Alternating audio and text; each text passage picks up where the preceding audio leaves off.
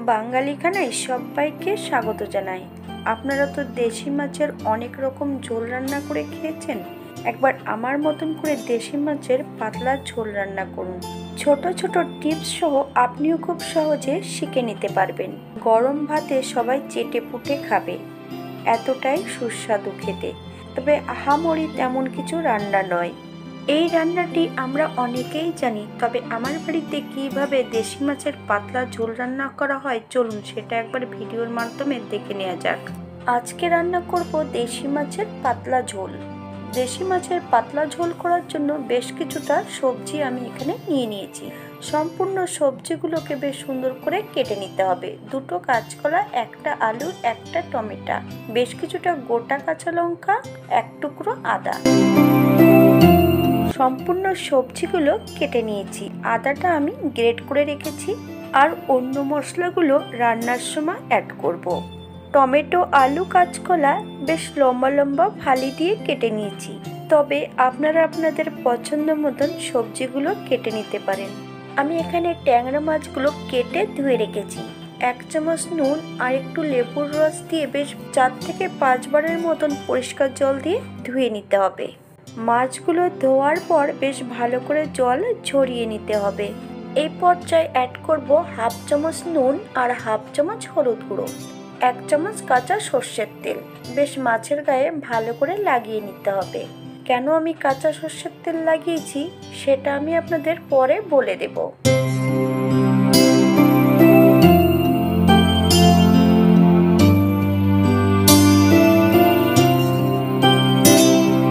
মাছগুলোর গায়ে বেশ ভালো করে নুন হলুদ লাগিয়ে 10 মিনিটের জন্য রেস্টে রেখে দিতে হবে।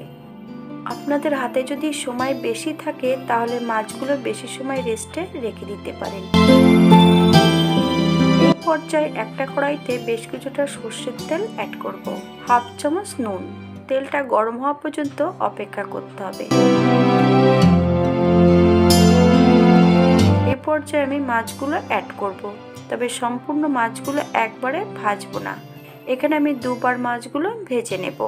আপনারা আপনাদের সুবিধা মতন মাছগুলো ভেজে নিতে পারেন।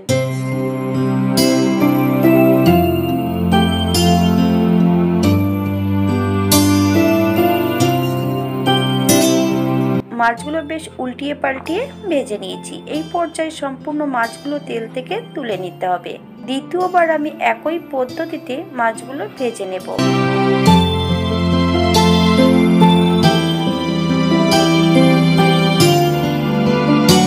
তবে ট্যাংরা মাছ খুব বেশি ভাজলে শক্ত হয়ে যায়, তাই ট্যাংরা মাছ একটু নরম করে ভেজে নিতে হয়। আপনারা আপনাদের পছন্দ মতন মাছগুলো ভেজে নিতে পারেন। সম্পূর্ণ মাছগুলো ভেজে নিয়েছি। একই তেলে রান্না করব। ফোড়নে রেখেছি 1/2 চামচ সাদা জিরে। জিরেগুলো ভাজা হবার পর তেল থেকে তুলে নিতে হবে। এই পর্যায়ে অ্যাড করব 1/2 চামচ রাঁধুনি। রাঁধুনি থেকে সুগন্ধ বেরোলে অ্যাড করতে হবে আলু এবং কাঁচকলা। 4 থেকে 5 মিনিটের মতন আলু ও কাঁচকলাগুলো মিডিয়াম আঁচে ভেজে নিতে হবে। তবে আপনারা আপনাদের পছন্দ মতন সবজিগুলো ভেজে নিতে পারেন। আমি আলু কাঁচকলাতে প্রথমেই আমি নুন হলুদ লাগিয়ে রেখেছিলাম। এই পর্যায়ে আর কোনো নুন হলুদ অ্যাড করব না।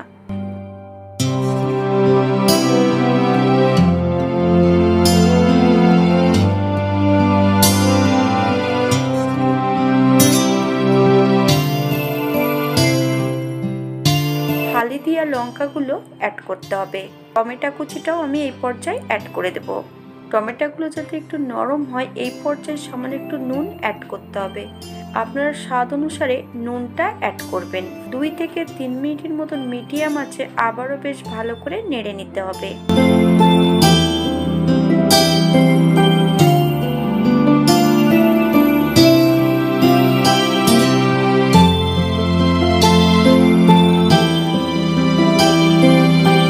এই পর্যায়ে অ্যাড করব বেশ কিছুটা বাটা মশলা। 2টো শুকনো লঙ্কা আর 1 চামচ জিরে বেশ মিহি করে বেটে নিয়েছি। 1/2 চামচ হলুদ গুঁড়ো।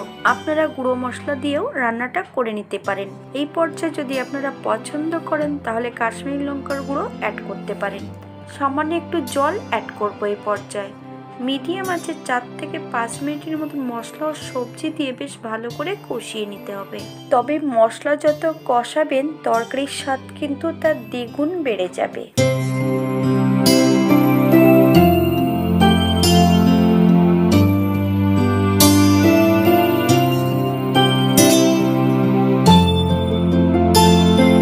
এই পর্যায়ে আমি গ্রেভির জন্য 2 কাপ ফুটান্ত গরম জল অ্যাড করব। আপনাদের যতটা গ্রেভির প্রয়োজন আপনারা ততটা জল অ্যাড করতে পারেন।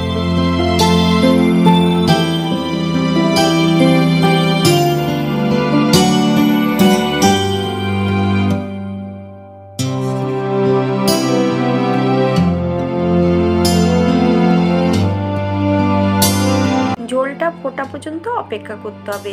এই পর্যায়ে আমি সম্পূর্ণ মাছগুলো অ্যাড করব। হালকা হাতে নেড়ে চেড়ে মাছগুলোকে সেট করে দিতে হবে।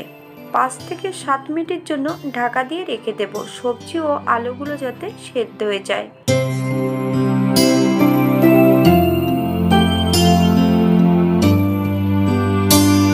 7 মিনিট পর ভাজা জিরেগুলো হাতা দিয়ে একটু চেপে নিতে হবে, আর সম্পূর্ণ গ্রেট করা আদা আমি একসঙ্গে অ্যাড করে দেবো। এই পর্যায়ে বেশ ভালো করে নেড়ে চেড়ে মিশিয়ে দিতে হবে। এই পর্যায়ে গ্যাসের ফ্লেমটা অফ করে দিয়ে 5 মিনিটের জন্য স্ট্যান্ডিং টাইম দিতে হবে, তারপর সার্ভ করব। এটা দেখতে যেমন ভারী সুন্দর হচ্ছে, এটা গরম ভাতে খেতে অসম্ভব ভালো। আপনারা বাড়িতে একবার বানিয়ে দেখুন কতটা সুস্বাদু খেতে। মাছের গায়ে যখন নুন হলুদ লাগানোর সময় 1 চামচ সর্ষের তেল কেন লাগিয়েছিলাম?